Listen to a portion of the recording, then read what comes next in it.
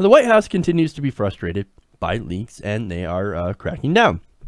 Now, there has actually been a great report in Politico about their efforts to crack down on some of these leaks. Now, according to them, Sean Spicer has been going after the leaks and the leakers with increased security measures that include things like random phone checks of White House staffers overseen by White House attorneys.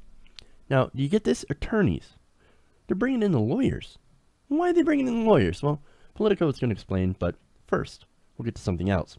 According to the report, after Spicer became aware that information had been leaked out of a planned meeting with about a dozen of his communication staffers, he reconvened the group in his office to express his frustration over the number of private conversations and meetings that were showing up in unflattering news stories, including our own, according to sources in the room.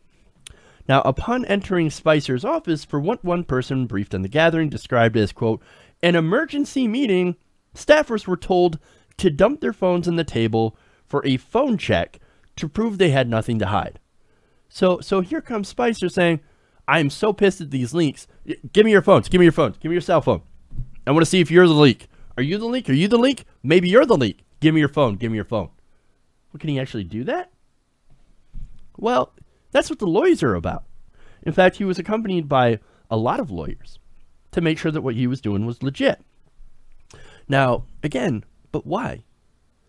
They explained that Spicer, when he was asking for these phones, was citing something called the Presidential Records Act. Now, he explicitly warned that staffers using texting apps like Confide, an encrypted and screenshot-protected messaging app that automatically deletes texts after they are sent, and Signal, another encrypted messaging system, violated the Presidential Records Act. So basically, hey man, if you're using a government phone to send messages, well, that's part of the Presidential Records Act. You have to keep that. So, and if I see that on your phone, or if I see these programs on your phone, well, then you're the leaker. You're the leaker. And we know who it is. We're going to crack down. Now, there's a bit of a problem here. These phone checks included whatever electronic staffers were carrying when they were summoned to this unexpected meeting. This includes government-issued and personal cell phones. Now, look, the Presidential Records Act, I don't know if it applies to government cell phones. It would make sense if it did. But personal cell phones? Ooh, that might be a little bit of a privacy issue. You can't just go and look through somebody's personal cell phone. That ain't right at all. Now, here's another fun irony about this story. Now, after Spicer's meeting, Politico notes, the State Department's legal office issued a 4-page memo warning about the danger of the leaks. And that memo was immediately leaked.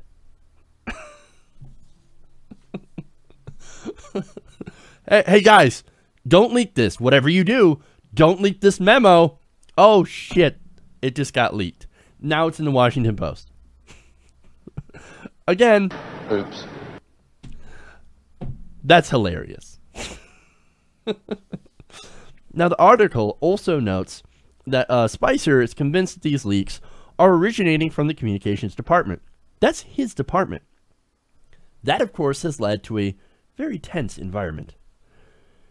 Politico notes that during meetings, the press secretaries repeatedly berated his aides, launching expletive-filled tirades in which he has accused them of disclosing sensitive information to reporters and saying that they've disappointed him. Well, that's one way to stop them from leaking leaking information. Yell at them. And then tell them how disappointed you are in them after swearing at them.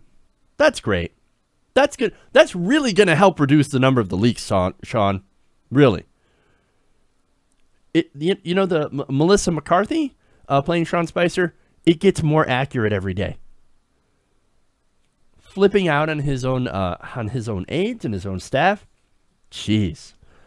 Now, Politico says, as word of the hunt has ripped through his office, talk has turned to question on whether or not firings are to come. In general, said one senior administration official, there's a lot of insecurity. No kidding. When they have to bring in the lawyers and they start checking your phones and they start yelling at you, yeah, of course there's going to be insecurity. Now, are people going to get fired? Likely. if they find somebody with that kind of environment, if they find somebody, well, it's not going to be good. And look, this is what happens, ironically, because look, we've talked about the way that Trump runs his White House before.